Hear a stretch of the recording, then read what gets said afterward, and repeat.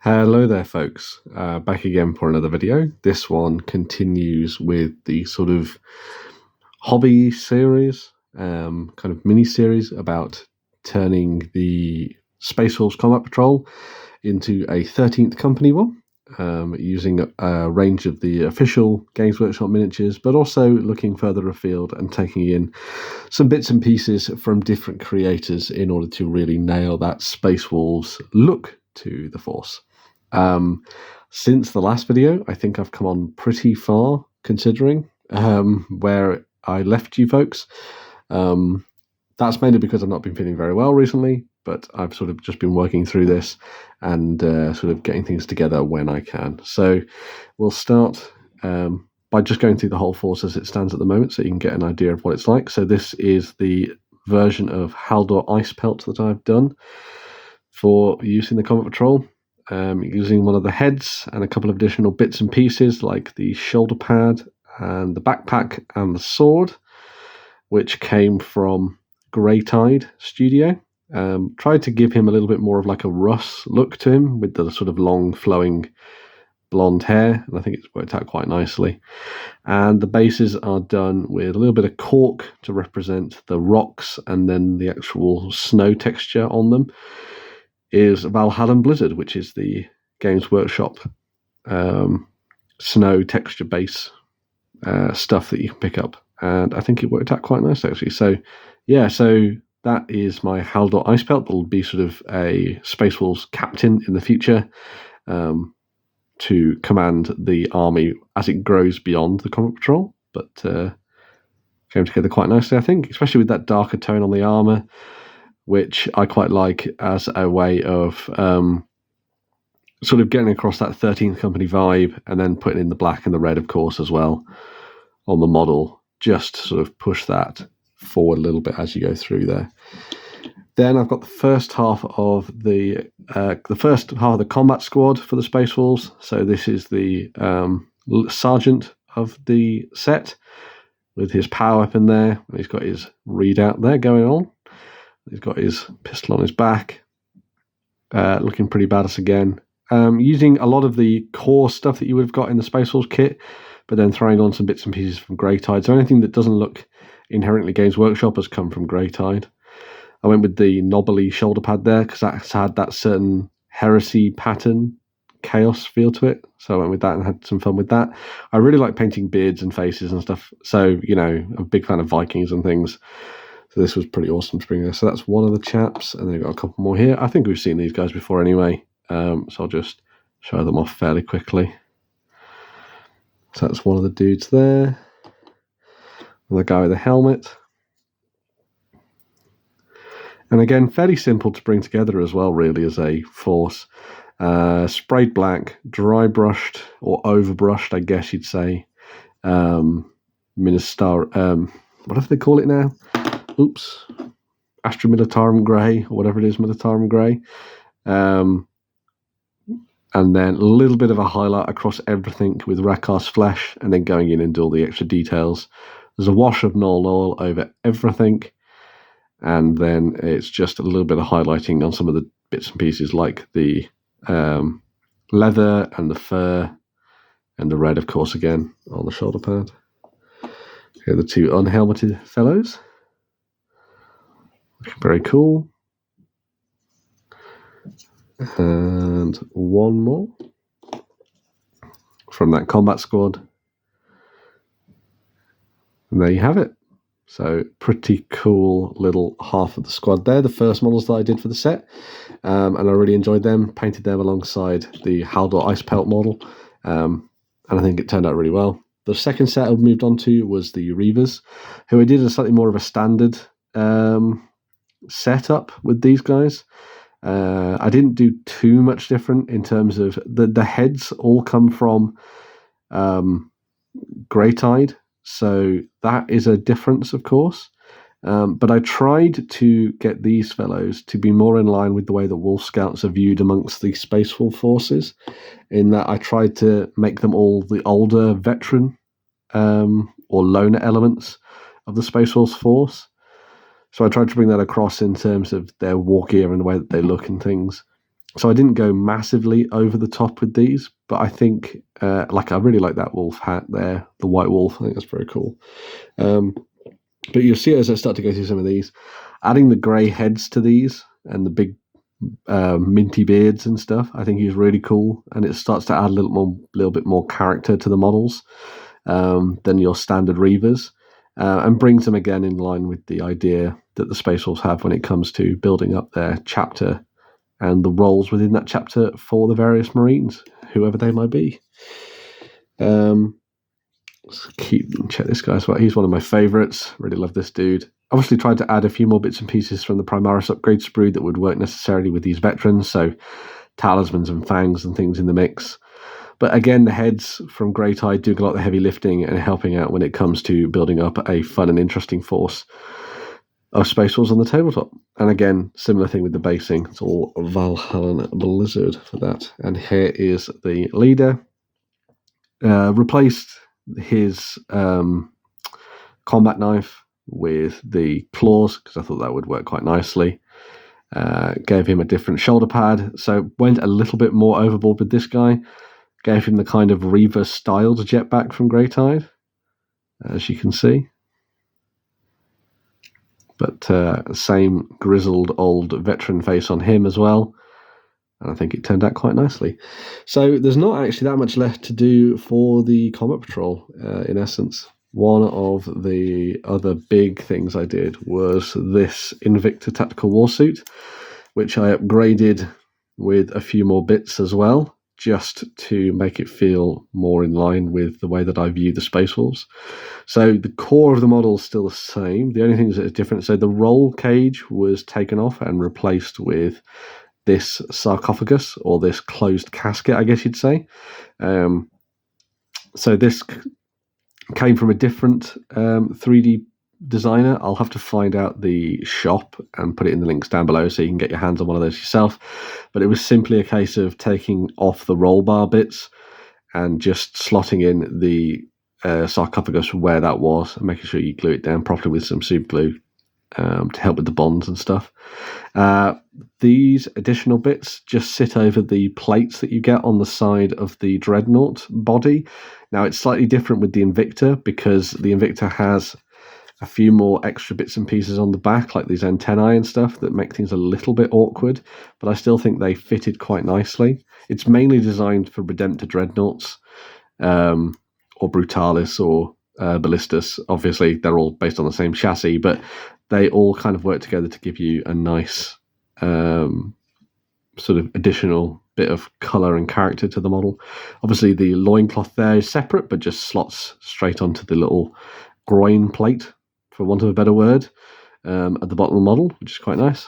And then, of course, we've got this shoulder pad here with the big wolf pelt and the skull. I could maybe have gone with a different colour for the wolf pelts, just to differentiate them a little bit from the bone and things. But I quite like the idea of them all being sort of like white winter wolves. I'm going to do something a little bit different with the Fenrisian wolves when I get them. More on that later, of course.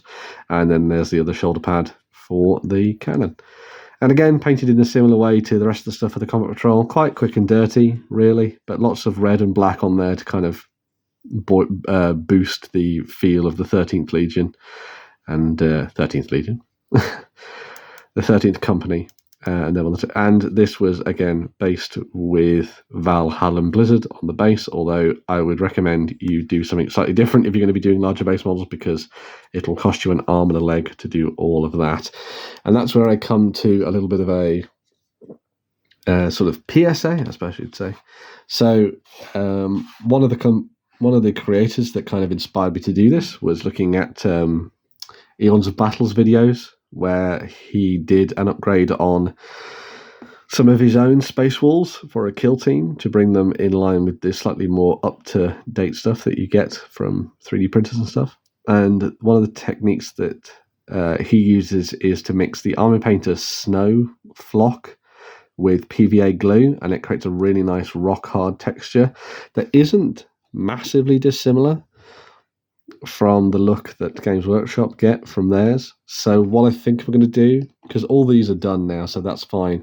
But when it comes to the tactical warsuit, I might go back over and fill in some of the gaps with this, because it doesn't come off, and you're not going to be scraping at it anyway. But it's not going to come off, and it provides you with the same style of texture as long as you added enough PVA glue and enough of the texture itself. I think you can create a really nice look to it. Jay from Eons also uses crushed glass in his to give us a little bit of a sparkle, but I don't think you necessarily need that. But yeah, a mix of Valhalla and Blizzard from Citadel for smaller models, and then maybe using this Army Painter and PVA trick is probably a good way forward for a lot of people who want to try and make snow bases and make them look good. I will say adding things like the rocks and stuff into the bases is really handy to help break things up and make it feel a little bit more natural. If it was just a full plain snow base, I think it would have a similar problem to what it would be like if you just did a plain grass base on a model. I think it would just look a little bit unnatural, as if you're, instead of fighting over a lawn, you'd be fighting over like just a snow-covered lawn, I guess. There we go. Can you tell that I've not necessarily got my wits back about me yet? Now, something a little bit different for the other side of things. So obviously that's only 5 people as part of the combat squad. So here are the other 5. So we've got the extra. Now, the combat patrol doesn't let you have the grenade launchers in the set, in the squad, but this is what they're going to be armed with when they get turned up to 11, when we go to like 750 points and stuff like that. And so what I've done is I've built 2 with the grenade launchers so they can split between the 2 combat squads. And then, of course, you've got all the other bits and pieces going in here alongside the plastic kit. So you've got some more Greytide Studio stuff. So you've got the sort of oh god, I'm completely losing the will to speak. The loincloths, that's what they're called. I've got loincloths at the bottom there, as you can see, from Greytide, which sort of tie things in, and then still using some of the Primaris upgrade shoulder pads, which is great. Did a little bit more here, as you can see. So adding another one of the Primaris upgrades there, and the loincloth, and there's another one on that one. The other thing that I did for this set of Space Marines is I also went to Daka store, and I got some female heads that I have put onto my Space Wolves. Now, obviously, however you think about this, maybe this is not going to be your jam, but if I was thinking of any of the chapters of Space Marines were to have women in them, it would be the Space Wolves, because you've got that really badass kind of Valkyrie vibe going on. And while the heads are obviously a little bit slighter, I think they still match up really nicely with the power armor. Really good prints again from Only Games, based on the Daka files. And you've got a couple of the ones here that have got really cool sort of Shield Maiden style heads. So this one's got scars and stuff that you can see there, and the sort of side cut. That one's got the Mohican going down, or the Mohawk going down the center. Hair tied back as well. A little bit of a braid on the side too, which is kind of cool and sort of fit. And she's got a scar over her eye, so it kind of fits with the idea of her being a battle-hardened warrior. Now, these heads are meant to be probably used with Sisters of Battle or Adepta Sororitas, but I think these have worked out really quite nicely for these particular Valkyrie Space Wolves.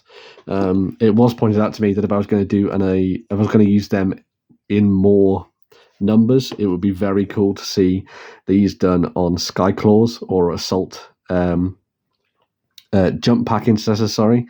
They're not called Assault Intercessors anymore because they're on foot. But yeah, it would be really cool to see them used on that, because you'd have the whole sort of Valkyrie vibe going on rather than just sort of Shield Maidens, I guess. But yeah, really proud with how these are looking, and these will get painted up in exactly the same way as the rest of the Space Marines in my collection. So yeah, that's everything from the Combat Patrol that is nearly done. I did splurge a little bit recently and got myself one of the models that I've wanted for quite a while. So this is Giga Fellhand, who was one of the Horus Heresy models that they did as part of the burning of Prospero box sets. Picked this chap up and added him into the mix. He's not massively smaller than an Intercessor, so he matches up quite nicely to them. A little bit of a scale difference, but obviously I think if he was standing upright, he would fit in quite well. So there's no real way.